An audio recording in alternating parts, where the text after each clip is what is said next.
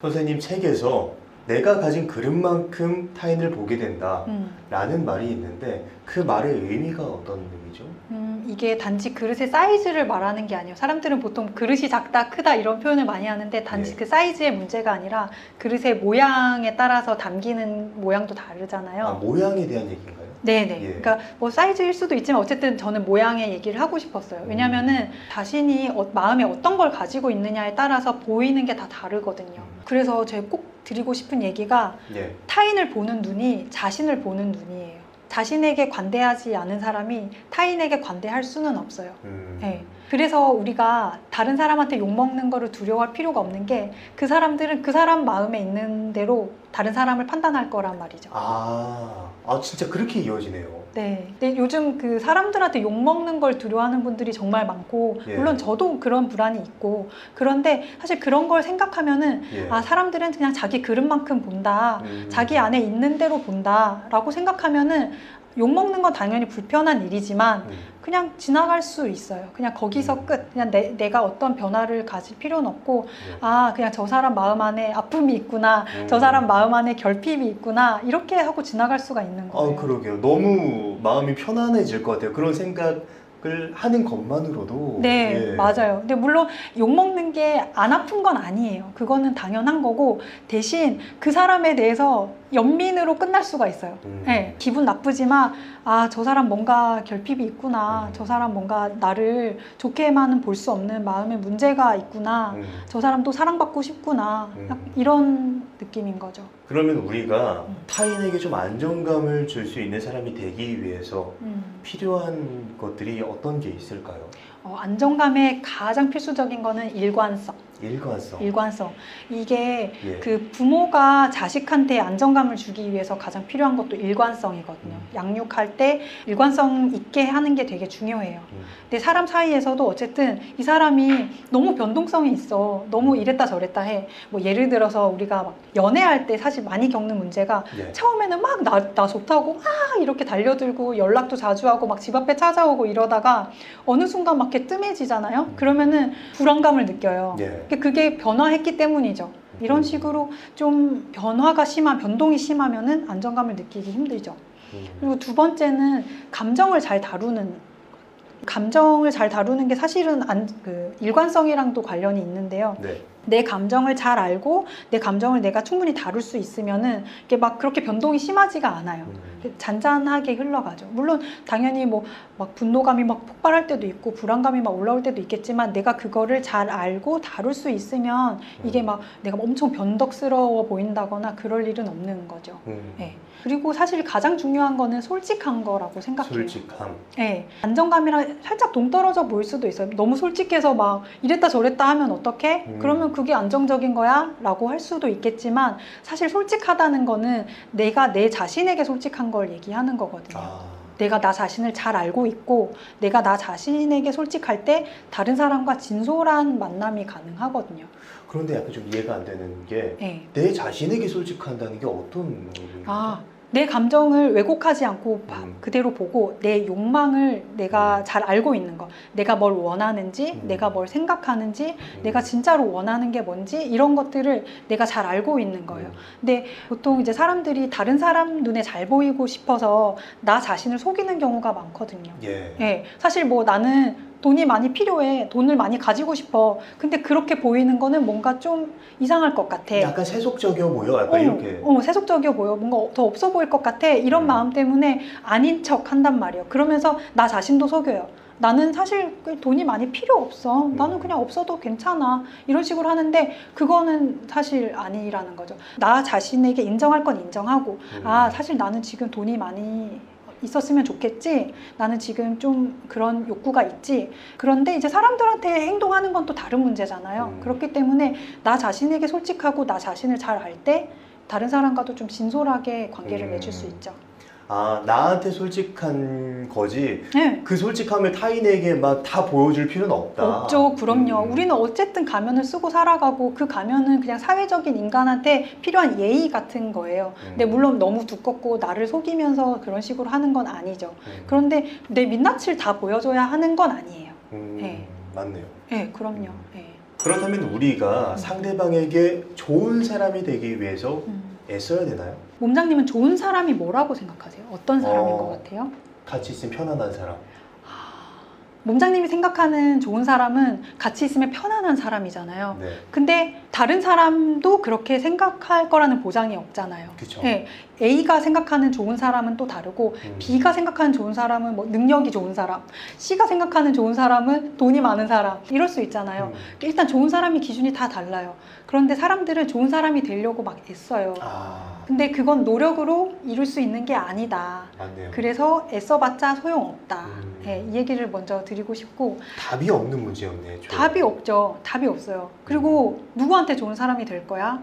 좋은 사람이 되고 싶은 사람은 사실 이 사람한테도 좋은 사람 되고 싶고 이 사람한테도 좋은 사람 되고 싶은 사람일 가능성이 높아요.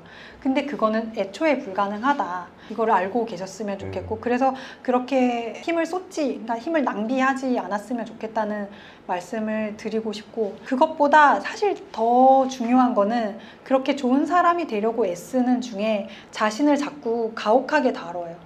왜냐면 나는 이 사람한테 막 잘 보이고 싶어, 좋은 사람이 되고 싶어. 그럼 이 사람의 막 그 원하는 걸 살피잖아요. 예. 이 사람이 뭘 원하지? 이 사람은 지금 어떤 감정인지 막 살펴요. 그러는 네. 와중에 내 감정과 내 욕구는 자꾸 묵살당해요.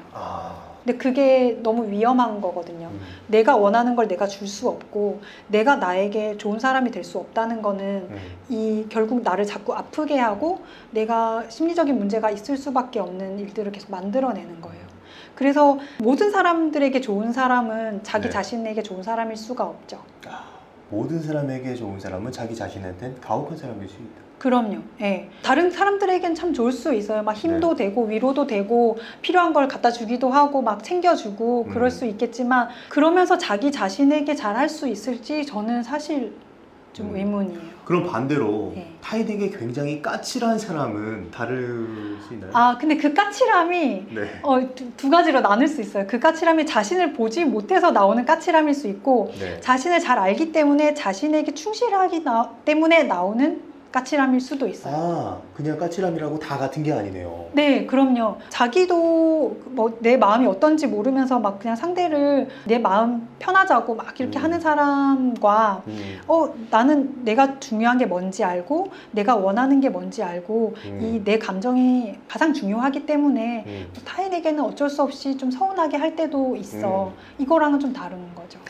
너무 중요한 얘기 같아요. 네, 근데 많은 분들이 타인에게 포커스가 맞춰 있고 내 안에서 어떤 일이 일어나는지 전혀 몰라요. 그런 식으로 계속 끌려가면서 불안감은 계속 올라오겠죠. 내 불안을 보지 않고 있으니까. 근데 한 번씩 그냥 대놓고 사람을 실망시키고 서운하게 해야 돼요. 그래야 나한테 정말 필요한 게 뭔지도 알 수가 있어요.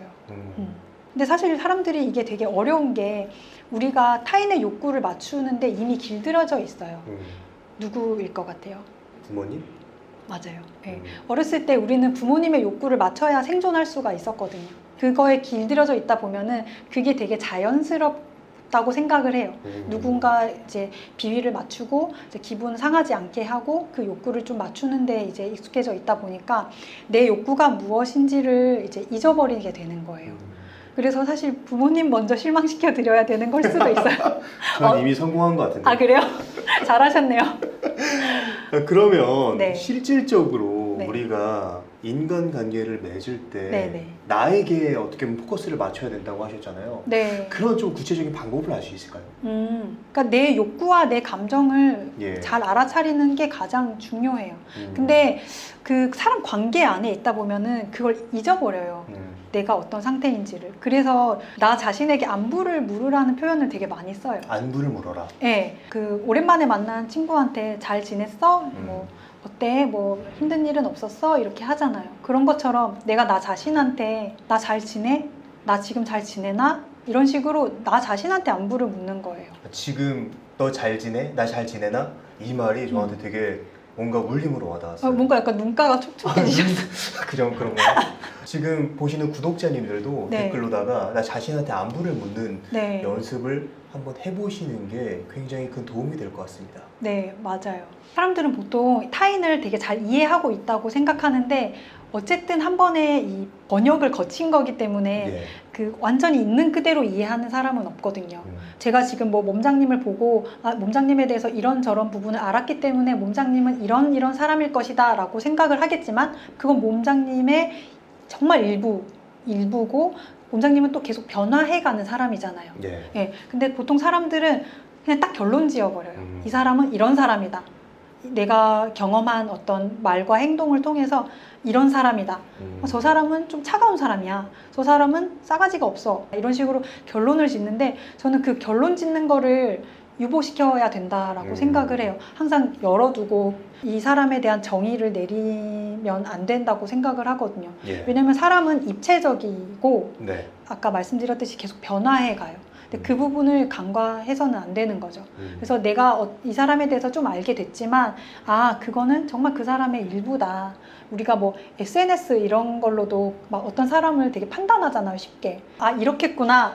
일어나겠지만 그거를 내가 알아차리면 되는 거거든요. 나는 이 사람에 대해서 이렇게 판단하고 있구나가 돼야지 이 사람은 이런 사람이구나 라고 끝나면 안 되는 거죠. 이런 사람이구나와 이런 사람이라고 판단하고 있구나는 정말 달라요. 네. 네, 그걸로 그 실수를 좀 많이 줄일 수가 있어요.